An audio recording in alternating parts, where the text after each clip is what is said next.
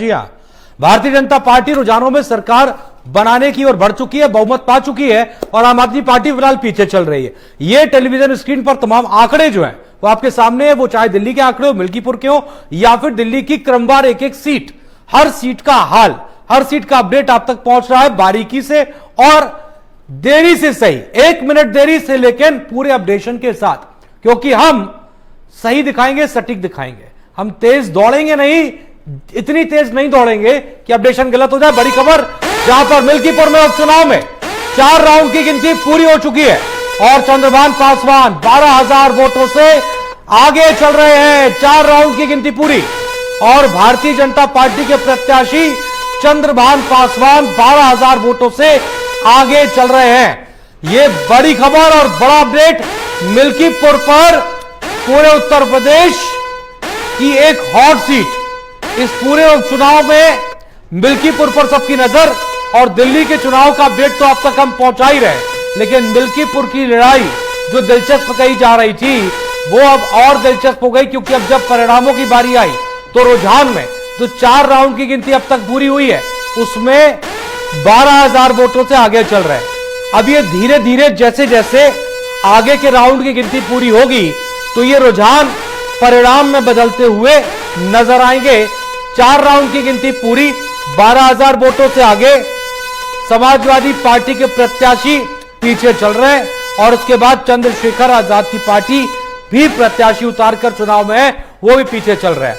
तो बड़ी खबर और बड़ा अपडेट मिल्कीपुर से आ रहा, जहां पर मिल्कीपुर में चंद्रभान पासवान 12,000 वोटों से आगे चल रहे हैं और भारतीय जनता पार्टी के लिए यह बेहद महत्वपूर्ण है, क्योंकि लोकसभा चुनाव में जिस तरह से अयोध्या सीट भारतीय जनता पार्टी हारी थी, उसके बाद तमाम तरह के सवाल उठे थे, सवाल अयोध्या की जनता पर भी उठे थे और ऐसे में मिल्कीपुर से अब जवाब मिल रहा है।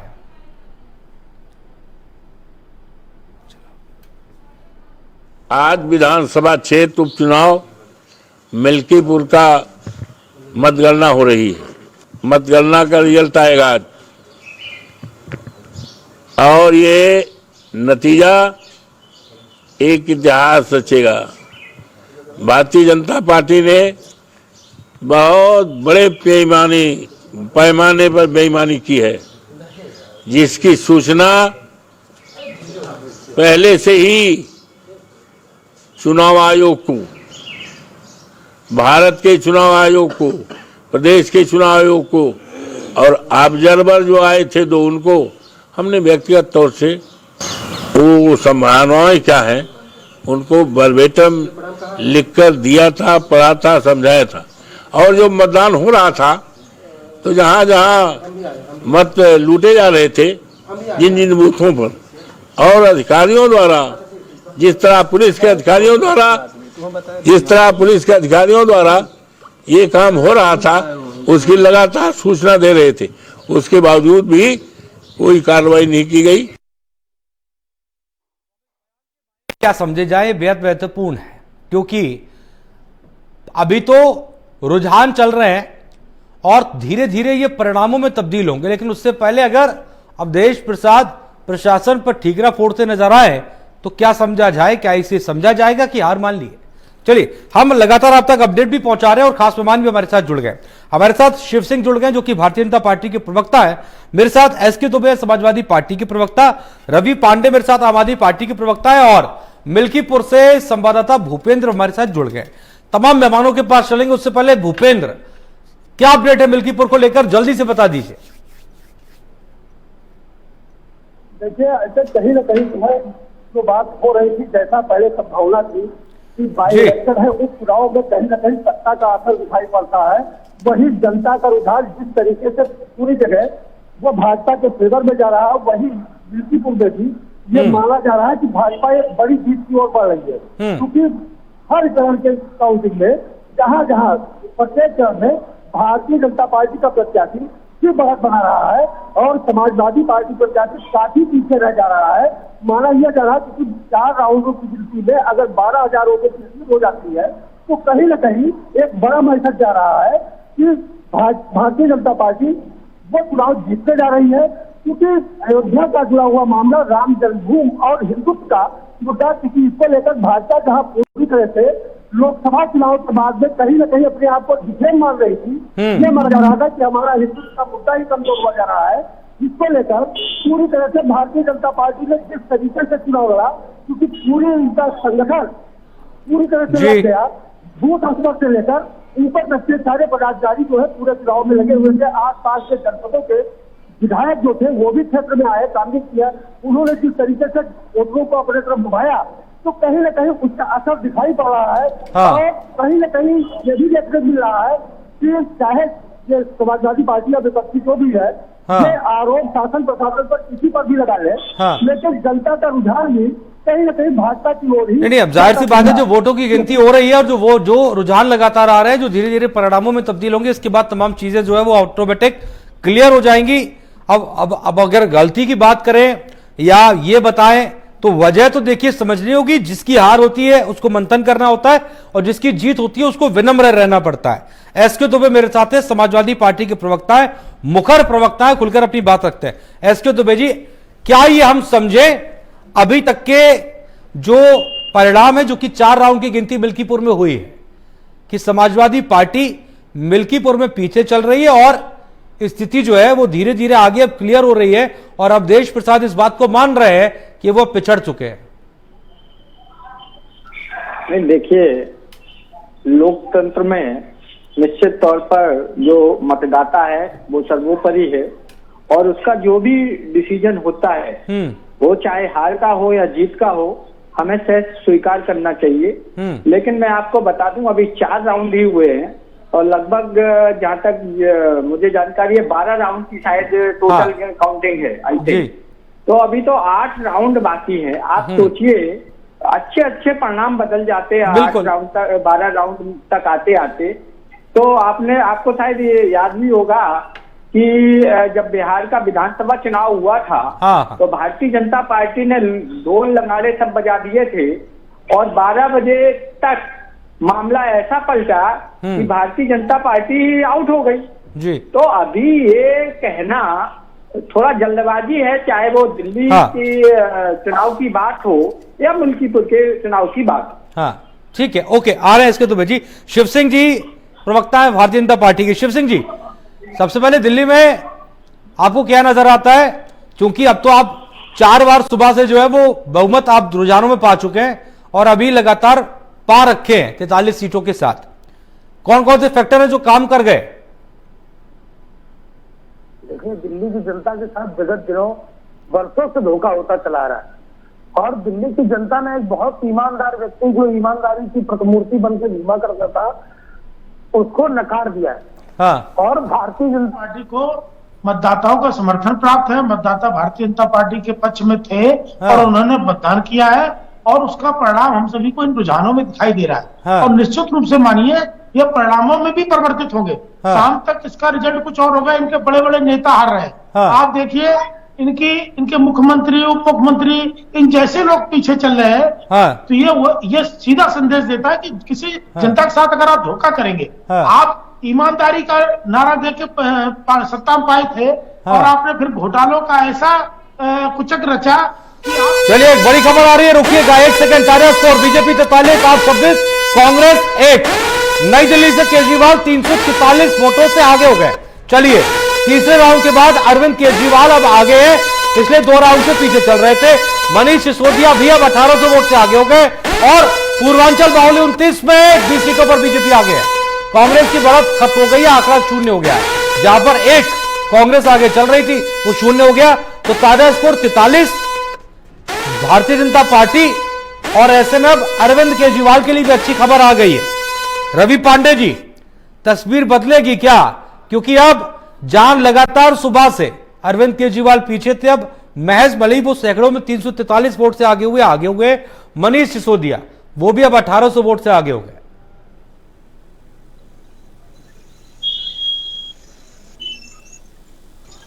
रवि जी, फोन को अनम्यूट कर लीजिएगा। फोन को अनम्यूट कीजिएगा रवि जी अपने। हाँ, बोलिए। देखिए, एग्जिट पोल से लेकर के शुरुआती रुझान भारतीय जनता पार्टी को कुछ समय तक की खुशी दे सकती है, जिसकी वैलिडिटी हमने 2.5 दिन का दिया था। हाँ। वो वैलिडिटी 12 बजे समाप्त होने वाली है और आप आश्वस्त रहिए, दिल्ली की जनता अरविंद केजरीवाल की शिक्षा मॉडल के साथ चलेगी। हाँ। और 12 बजे के बाद पूरा का पूरा आंकड़ा बदल जाएगा, पूर्ण बहुमत के साथ आम आदमी पार्टी की प्रचंड बहुमत की सरकार बनेगी। चलिए, ये अच्छी बात है। देखिए, कॉन्फिडेंस ऐसे ही होना चाहिए।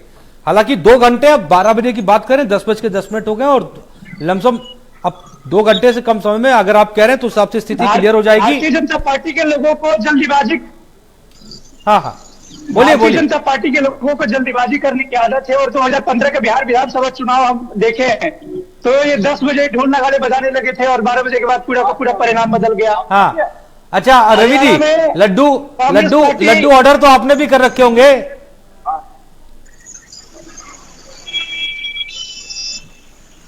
रवि पांडे जी, लड्डू ऑर्डर कर रखे या नहीं कर रखे? नहीं, निश्चित तौर पर आम आदमी पार्टी को पूर्ण भरोसा है कि अरविंद केजरीवाल जी के शिक्षा मॉडल के साथ, उनकी ईमानदार राजनीति के साथ दिल्ली की जनता चलने वाली है। और आम आदमी पार्टी के प्रचंड जनादेश के साथ 2020 से भी बड़ी जनादेश के साथ इस बार सरकार बनी कि आप आश्वस्त रहिए, दिल्ली की जनता भारतीय जनता पार्टी की जुमलेबाजी में नहीं आने वाली है। ये बीजेपी नहीं है, इस देश में भारतीय जुमला पार्टी है जो पूरे देश में केवल जुमला की बात करती है। चलिए, ये अच्छा। मैं तो शिव सिंह जी, रवि पांडे जी इतना पार कर रहे थे, लेकिन आ रहा हूँ, एक बड़ी खबर आ रही है, एक अपडेट दे दे। मिल्कीपुर में बहुत बड़ा खेल हो गया। जी हाँ, मिल्कीपुर में 6वें राउंड की गिनती पूरी हो गई, यानी कि 6ठे राउंड की, और बीजेपी लगातार निर्णायक बढ़त पर है। 17,047 वोटों से भारतीय जनता पार्टी आगे चल रही है और एक बड़े अंतर से आगे चल रही है। तो अयोध्या हारी और मिल्कीपुर जीतने की ओर बढ़ रही है। भूपेंद्र, ये तो बहुत अंतर जो है वो बड़ा हो चुका है। मतलब अयोध्या का जो परिणाम लोकसभा चुनाव में हुआ था, ये जवाब माना जाएगा क्या? कहीं ना कहीं बिल्कुल भाजपा इसी में लगी हुई थी। जो अयोध्या के सांसद हुए अवधेश प्रसाद, उनके द्वारा खाली की गई थी और उन्हीं का बेटा उस सीट पर चुनाव लड़ रहा है, तो कहीं ना कहीं लोकप्रियता को लेकर भी ये सवाल उठना लाजमी है। और माना यह जा रहा है कि किसी पूरी तरह से भाजपा के लिए राम मंदिर जैसा मुद्दा जो अयोध्या से जुड़ा हुआ है और अयोध्या की सीट भी भाजपा हार जाती है, तो भाजपा के हारने पर बड़ी किरकिरी हुई थी। उस किरकिरी को कहीं न कहीं अपने फेवर में करने के लिए कि नहीं, हम सबको दिखाएंगे कि ये जानिए कि हम कैसे जो है अयोध्या में भी अब हमारी जो है कहीं परख हुई है, कहीं लोग हमें पसंद करने लगे हैं। तो इसको लेकर भाजपा जो अपनी एक मुहिम चलाई हुई थी, उस मुहिम में पूरी तरह से भाजपा सफल नजर आ रही है। क्योंकि आरोप लगाने की बात अगर करें तो विपक्षी कहीं न कहीं, चाहे अखिलेश यादव हो या अवधेश प्रसाद, सारे लोग चुनाव आयोग को कहीं कह रहे हैं, ये घोषित कर रहे हैं उसको कि ये मरा हुआ है, इसको सफेद कपड़ा देना चाहिए, कहीं कोई बात कर रहे हैं। क्योंकि आरोप लगाना ये दूसरी चीज है, लेकिन इतनी बड़ी जो जीत दिखाई पड़ रही है, ये कहीं न कहीं जनता का रुझान भी भाजपा के फेवर में बना जा रहा है। बिल्कुल जाहिर सी बात है। तमाम स्थितियों के बीच में एसके दुबे जी, मैं आपके पास आना चाहता हूं। लोग ये भी कह रहे हैं और भारतीय जनता पार्टी भी कह रही है कि देखिए, अयोध्या में जो हुआ था वो एक गलत ट्रेंड सेट कर दिया गया था, जिसकी वजह से ये सब हुआ।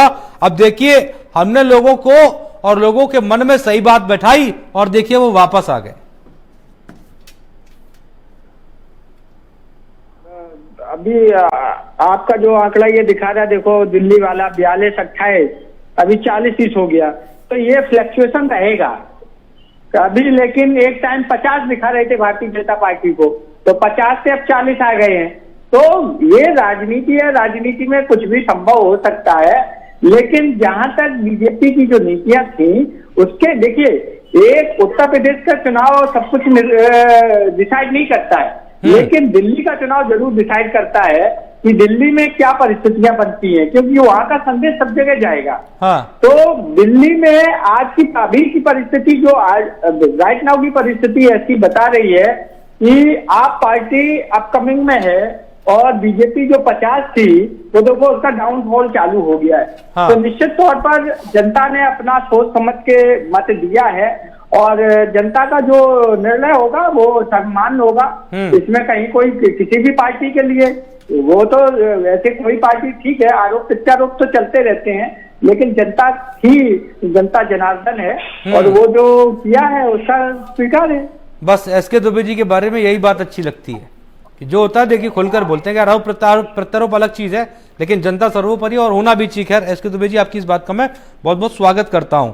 अब शिव सिंह जी और रवि पांडे जी, मैं तो थोड़ा अपनी बात पर आता हूं। लोग सोचेंगे क्या ही पूछ रहा हूं, लेकिन चूंकि जरूरी है इसलिए पूछ ले रहा हूं।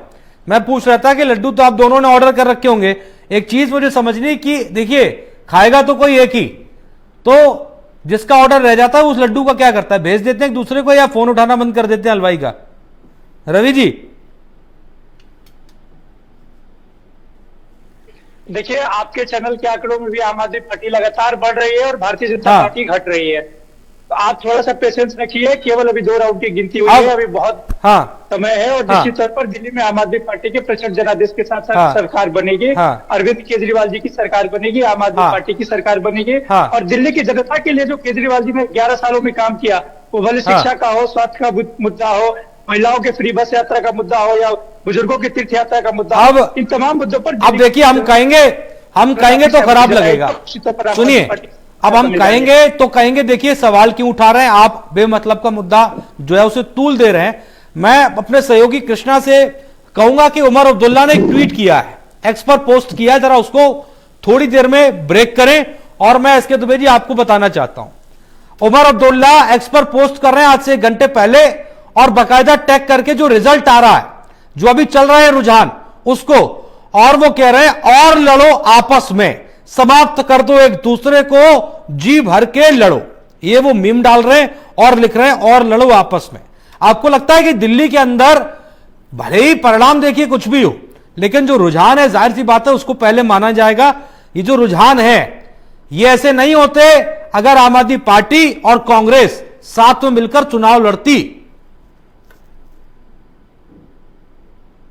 बात सच है कि कांग्रेस की अहंकारिता ही इसका विनाश का कारण बनती है। निश्चित तौर पर कांग्रेस को इसके बारे में मंथन करना चाहिए कि कांग्रेस आखिरकार चाहती क्या है। देखिए, एक टाइम था कि कांग्रेस ने अपना अच्छा अपकमिंग की तरफ जा रही थी, ऊपर की तरफ जा रही थी, लेकिन बीच में ऐसे कुछ घटनाएं घटी कि कांग्रेस ऑटोमेटिक डाउन होती चली गई। तो निश्चित तौर पर अगर हमारा सेनापति बार बार हार रहा है तो उसको बदलने की जरूरत होती है। ऐसा नहीं है कि हमने जो कर दिया ये बात की बकौती नहीं है, या हम जो मेरे मरने के बाद मेरे लड़के को प्रॉपर्टी हो, उसके मरने के बाद उसके लड़के को प्रॉपर्टी।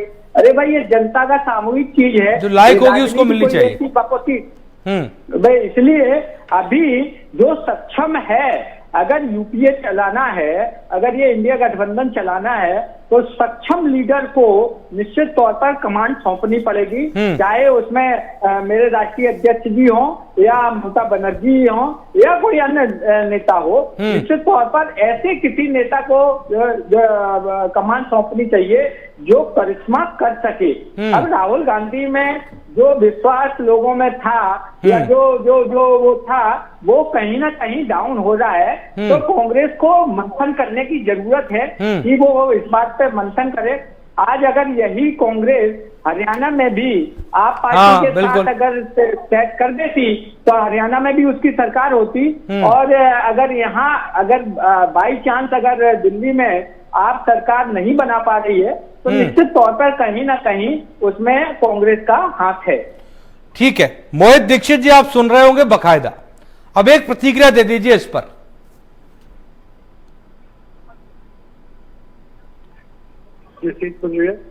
मोहित दीक्षित, मेरी आवाज आ रही है ना आप तक? जी आ रही है, आपको आ रही है? हाँ बिल्कुल, आप मेरी आवाज आप तक पहुंच रही है, आपकी आवाज मुझ तक आ रही है। उमर अब्दुल्ला ने एक पोस्ट किया है एक्स पर दिल्ली रिजल्ट को टैग करते हुए और सीधे सीधे लिखा है और लड़ो आपस में, और बकायदा एक मीम दिया है जिसमें लिखा है और लड़ो आपस में, समाप्त कर दो एक दूसरे को।